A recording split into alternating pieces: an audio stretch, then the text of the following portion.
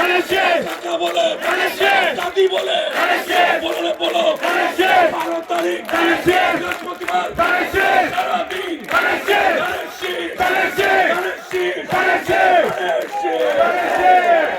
ধন্যবাদ।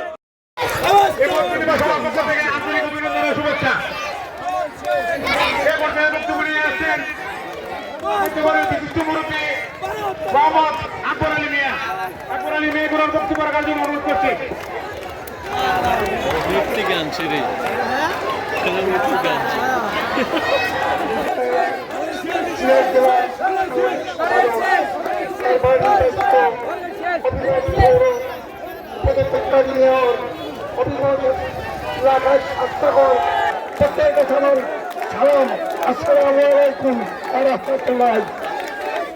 আমি একটা জিনিস বলতে চাই, আমাদের কথাই একটা, আমরা সবাই ঐক্যবদ্ধ হয়ে আমাদেরকে সম্মানিত মানুষকে বলছি 17 বছর পর হাজার হাজার শহীদের রক্তের বিনিময়ে ভোট আপনার দরজায় হাজির।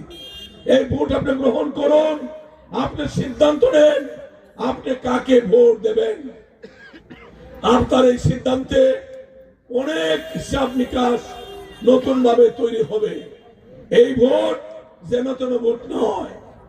আওয়ামী লীগ নাই, অন্যান্য শক্ত প্রতিপক্ষ নেই, কিন্তু আপনার প্রতিটি ভোট হিসাব নিকাশের ক্ষেত্রে গুরুত্বপূর্ণ ভূমিকা রাখবে। এই জন্য 1971 সাল এই গ্রামে অনেক মুক্তিযোদ্ধার জন্ম হয়েছে।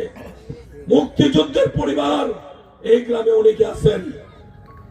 71 সালে পশ্চিম পাকিস্তান পূর্ব পাকিস্তানে যখন আক্রমণ করে, তারা উমেদনগর কোনটা, রাজনগর, শাস্তানগর, তারা কোনো কিছু চিনত না। তারা পশ্চিম পাকিস্তান থেকে পূর্ব পাকিস্তানের লোকজনের ক্ষতি করার জন্য এসেছিল। কিন্তু বাংলাদেশের মাটিতে যাদের জন্ম হয়েছিল, কিছু মানুষ এই পাক হানাদার বাহিনীকে সঙ্গ দিয়েছে, তাদেরকে দেখিয়ে দেখিয়ে দিয়েছে এই বাড়িতে মুক্তিযোদ্ধা আছে, এই বাড়িতে মুক্তিযোদ্ধার বাবা, এই বাড়িতে মুক্তিযুদ্ধে সমর্থনকারী লোকজন আছে। পাক হানাদার বাহিনী বিচার বিশ্লেষণ না করে নির্বিচারে গুলি করে পাখির মতো আল্লাহর বান্দাদেরকে হত্যা করেছিল। একজন দুইজন নয়, 30 লাখ মানুষ 1971 সালের সেই 26 মার্চের পরে 16 ডিসেম্বরের 15 ডিসেম্বর পর্যন্ত 9 মাস, 9.5 মাসে 30 লাখ মানুষ পাক হানাদার বাহিনী মেরে ফেলেছিল।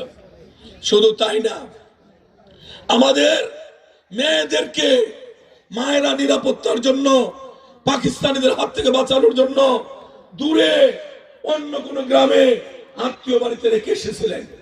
কিন্তু তাদের দূষর বাংলাদেশে যারা ছিল, তারাই পাকিস্তানিদের বলে দিয়েছে রহিমের মেয়ে রহিমের নানার বাড়িতে আছে, পরেশের মেয়ে পরেশের কাকার বাড়িতে আছে।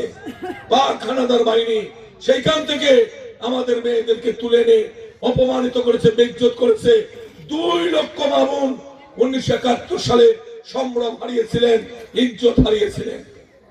সেই 71 সালে যারা পাক হানাদার বাহিনীকে সঙ্গ দিয়েছে, সহায়তা করেছে, যারা এই স্বাধীনতা বিশ্বাস করে নাই, যারা বাংলাদেশ নামক একটি রাষ্ট্রের অস্তিত্ব যারা গ্রহণ করে নাই, তাদের মনে শখ জেগেছে আওয়ামী লীগ মুক্ত বাংলাদেশে তারা নাকি এখন নির্বাচন করে রাষ্ট্রীয় ক্ষমতায় যেতে চায়। আর তার বিপরীত আমরা বিএনপি করি। আমাদের নেতাকে শহীদ রাষ্ট্রপতি জিয়াউর রহমান 1971 সালে স্বাধীনতার ঘোষণা জিয়াউর রহমান নিজের কণ্ঠে দিয়েছিলেন। শুধু ঘোষণাই দেন নাই, অস্ত্র হাতে নিয়ে পাক হানাদার বাহিনী সম্মুখ যুদ্ধে উনি লিপ্ত হয়ে বীরত্ব অর্জন করার কারণে পরবর্তী সরকার জিয়াউর রহমান সাহেবের নামের পাশে বীর উত্তম খেতাব দিয়ে ওনাকে ভূষিত করেছিল। উনি সেক্টর কমান্ডার ছিলেন। উনি বিএনপির মতো একটি রাজনৈতিক দল প্রতিষ্ঠা করে তার প্রতি ধানের শীষ। আজকে বিএনপি ওয়ালারা আমরা বলি না যে আমরা মুক্তিযুদ্ধের সপক্ষে, আমরা মুক্তিযোদ্ধার দল। জিয়াউর রহমান ছিলেন মুক্তিযোদ্ধা, তার গড়া দল হচ্ছে বিএনপি। আর আমাদের সাথে যারা নির্বাচন করছে তারা 71 সালে পরাজিত শক্তি, তারা আজকে এসেছে আমাদের সাথে নির্বাচন করার জন্য। বাংলাদেশের মানুষকে সিদ্ধান্ত নিতে হবে, 71 সালে যারা বাংলাদেশের স্বাধীনতাকে নষ্ট করতে চেয়েছিল তারা 2026 সালে কিভাবে আমার জনগণের কাছে ভোট চায়। হিসাব আমাদের মিলাতে হবে, নিজেদের হিসাব নিজেদেরকে মিলাতে হবে।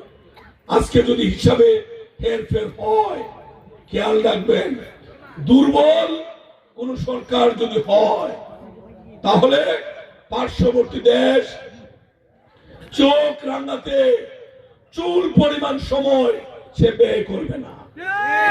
স্বাধীনতার সার্বভৌমত্বের প্রশ্নে সারা জীবন আমরা দেশের মানুষের ঐক্যবদ্ধ, এবারও আমাদের ঐক্যবদ্ধের কোনো বিকল্প নেই। পরাজিত শক্তি তারা নির্বাচনে এসেছে, তারা পায়ে পাড়া দিয়ে ঝগড়া করতে চায়। আমরা মাঠে ঘাটে যাচ্ছি, আমাদের দল কি সিদ্ধান্ত নিয়েছে আমরা মানুষকে বলছি, তারা তো এগুলো বলে না। তারা কি বলে? পকেটে হাত দেয়, মানুষের ইমান কিনতে চায়, মানুষের বিকাশ নাম্বার চায়, মানুষের মোবাইল নাম্বার চায়, মায়েদেরকে মেয়েদেরকে দুর্বল ধর্মীয় অনুভূতিতে আঘাত করে জান্নাতে পাঠাতে চায়। এখানে অনেক বরেণ্য আলেম, অনেক মর্যাদাবান মানুষ, অনেক উচ্চ শিক্ষায় শিক্ষিত মানুষ এখানে উপস্থিত আছেন। আমরা যারা মুসলমান আমরা জানি পবিত্র কুরআন শরীফ সুদীর্ঘ 23 বছরে আল্লাহ রাব্বুল আলামিন ওহীর মাধ্যমে জিবরাইল আলাইহিস সালামের কাছে আল্লাহ পাঠিয়েছেন। 23 বছর সময় আল্লাহ নিয়েছেন। কুরআন শরীফ পরিপূর্ণতা পেয়েছে আমাদের নবী করিম সাল্লাল্লাহু আলাইহি সাল্লামের হাতে। আল্লাহ রাসূল সাল্লাল্লাহু আলাইহি সাল্লাম শেষ বিদায় হজের ভাষণ আরাফাতের ময়দানে জবল রহমতের পাশে দাঁড়িয়ে আল্লাহ রাসূল যেখানে বলেছেন মুসলমানদের উদ্দেশ্যে, আল্লাহ নবীর উম্মতের উদ্দেশ্যে বলেছেন, তোমরা যদি কেউ কোনোদিন বিপদগ্রস্ত হও, পথ হারিয়ে ফেলো, তাহলে তোমাদের জন্য দুটো জিনিস আমি রেখে যাচ্ছি। একটি হচ্ছে আল্লাহর পবিত্র কালামুল্লাহ শরীফ, সেই পবিত্র কুরআন শরীফ, আর দ্বিতীয়টা হচ্ছে আল্লাহ রসুলের সেই হাদিস শরীফ। আল্লাহ কুরআন শরীফে বলেছেন মুহাম্মদ মানে আমাদের রাসূল সাল্লাল্লাহু আলাইহি সাল্লাম, মুহাম্মদ যা বলেছেন, আল্লাহ যা চেয়েছেন, আল্লাহ নবীর কণ্ঠে নবীর পবিত্র জবান দিয়ে আল্লাহ তাই আমাদেরকে শুনিয়েছেন। পরিষ্কার চুল পরিমাণ, এখানে কোনো সন্দেহ নেই। সেই জন্য কুরআন শরীফের পরে যে জিনিস গুরুত্ব পায় সেটা হচ্ছে আমাদের রাসূল সাল্লাল্লাহু আলাইহি সাল্লামের হাদিস শরীফ। এখানে অনেক মানুষ, শিক্ষিত মানুষ লেখাপড়া করেছেন। পবিত্র কুরআন শরীফ 114টা সূরা 6666 আয়াত 30 পারার কুরআন শরীফে আল্লাহ বা হাদিস শরীফের কোন জায়গায় আল্লাহ এমন কোন শব্দ বা হাদিস শরীফে এমন কোন শব্দ আছে যে মানুষ সৃষ্ট কোন প্রতীক কোন দল সমর্থন করলে আল্লাহর নৈকট্য পাওয়া যায়, জান্নাত অনেক দূর, আল্লাহর সন্তুষ্টি অর্জন করা যাবে, এমন বাক্য কেউ খুঁজে বার করতে পারবেন না। পরিষ্কার। এগুলা যারা বলে এগুলা ভ্রান্ত, এগুলা গুনাহ, এগুলা আল্লাহকে মানে অসন্তুষ্ট করার জন্য এগুলা বলে, এগুলা ঈমান আনা যাবে না, সর্বনাশ হয়ে যাবে। মানুষ তার প্রয়োজনে একটি রাজনৈতিক দল তার একটা মার্কা, আমাদের বিএনপি ধানের শীষ মার্কা, অন্যান্য দলের অন্যান্য মার্কা, এটার সাথে ইসলামের কোনো সম্পর্ক নাই। পরিষ্কার, এটা বুঝতে হবে, এলোমেলো করা যাবে না।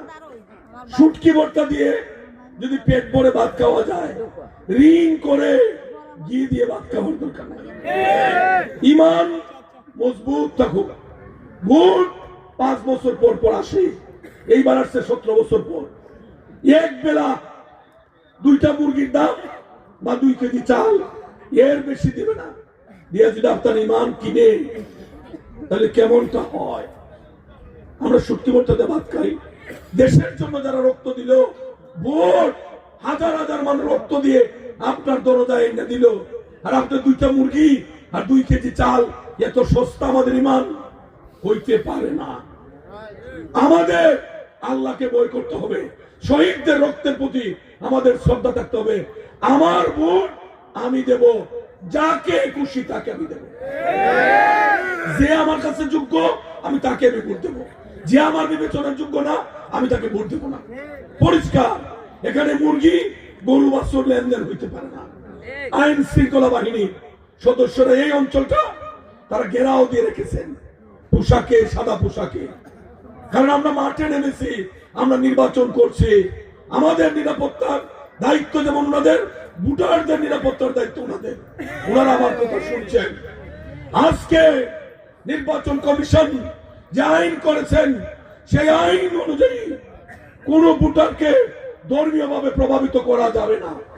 যদি প্রমাণিত হয় কোন দল বা ব্যক্তি কোন ভোটারকে ধর্মীয় অনুভূতিতে আঘাত করে, ধর্মীয় ভয় দেখিয়ে ওনার ভোট নিতে চান, সঙ্গে সঙ্গে দেশের প্রচলিত আইন অনুযায়ী উনি গ্রেফতার হবেন, ওনার বিরুদ্ধে মামলা হবে এবং বিচারের মুখোমুখি হবেন।